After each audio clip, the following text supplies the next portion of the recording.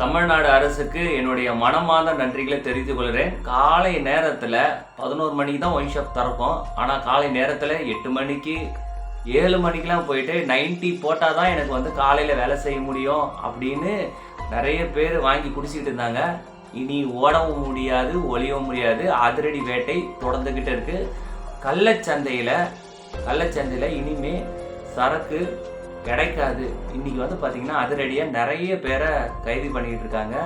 So குறிப்பாக காலையில் 7 மணிக்கு 8 மணிக்கெலாம் வந்து பார்த்திங்கன்னா கள்ளச்சந்தையில் 90னா கொஞ்சம் கட்டிங் மட்டும் கிடைக்கும் இல்லையா, யாருக்கும் தெரியாமல் வந்து குடிச்சிட்டு வந்துடுவாங்க இல்லையா, அது இன்றைக்கி கிடைக்காது, இனிமேட்டு கிடைக்கும் கூடாது அப்படின்னு விஜய் வந்து ஸ்ட்ரிக்டாக வந்து பார்த்திங்கன்னா கெடுபுடியாக எல்லாருக்கும் வச்சு செஞ்சுக்கிட்டு இருக்காருங்க. ஸோ இந்த ஒரு பதிவு தமிழ்நாட்டில் குறிப்பாக எல்லாருக்கும் பிரயோஜனமாக இருக்குது. ஆனால் குடிமகன்கள் ரொம்ப புலம்புறாங்க. கர்த்தர் அவங்களை ஆசீர்வதிக்கணும்.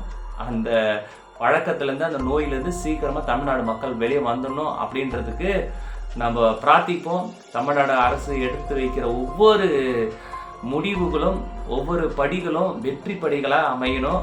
நம்ம எல்லாரும் ஜெபிப்போம். தமிழ்நாடு நல்லபடியாக சமாதானமாக வாழும்படிக்கு ஆண்டவர் நம்மளை ஆசீர்வதிப்பாராக. God bless you. Thank you for watching. Bye.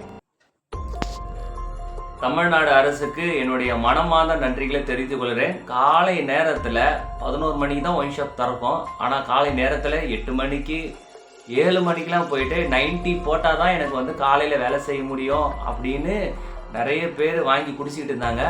இனி ஓடவும் முடியாது, ஒளியவும் முடியாது. அதிரடி வேட்டை தொடர்ந்துக்கிட்டு இருக்குது. கள்ளச்சந்தையில் இனிமே சரக்கு கிடைக்காது. இன்றைக்கி வந்து பார்த்திங்கன்னா அதிரடியாக நிறைய பேரை கைது பண்ணிக்கிட்டு இருக்காங்க.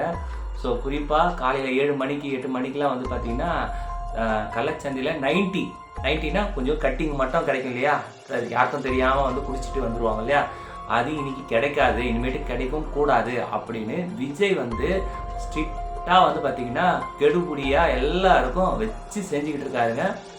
ஸோ இந்த ஒரு பதிவு தமிழ்நாட்டில் குறிப்பாக எல்லாருக்கும் பிரயோஜனமாக இருக்குது. ஆனால் குடிமகன்கள் ரொம்ப புலம்புறாங்க. கர்த்தர் அவங்களை ஆசீர்வதிக்கணும்.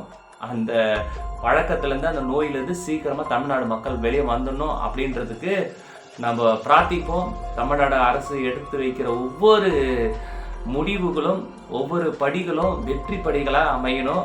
நம்ம எல்லாரும் ஜெபிப்போம். தமிழ்நாடு நல்லபடியாக சமாதானமாக வாழும்படிக்கு ஆண்டவர் நம்மளை ஆசீர்வதிப்பாராக. God bless you. Thank you for watching. Bye. Tamil Nadu அரசுக்கு என்னுடைய மனமார்ந்த நன்றிகளை தெரிவித்துக் கொள்கிறேன். காலை நேரத்தில் 11 மணிக்கு தான் ஒயின் ஷாப் திறக்கும். ஆனால் காலை நேரத்தில் 8 மணிக்கு 7 மணிக்கெலாம் போயிட்டு 90 போட்டால் தான் எனக்கு வந்து காலையில் வேலை செய்ய முடியும்.